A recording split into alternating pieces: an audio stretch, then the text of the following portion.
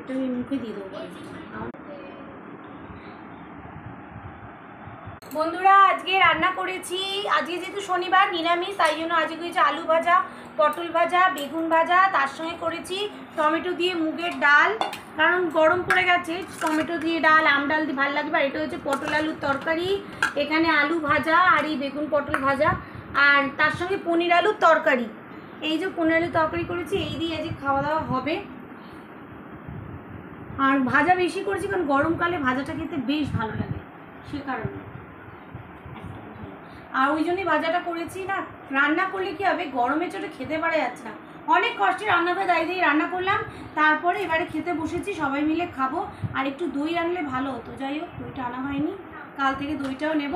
ভাবছি একটু টক দই রেগুলার পাতে রাখবো, টক দইটা খেলে না গরমকালে শরীরটা বেশ ভালো থাকবে।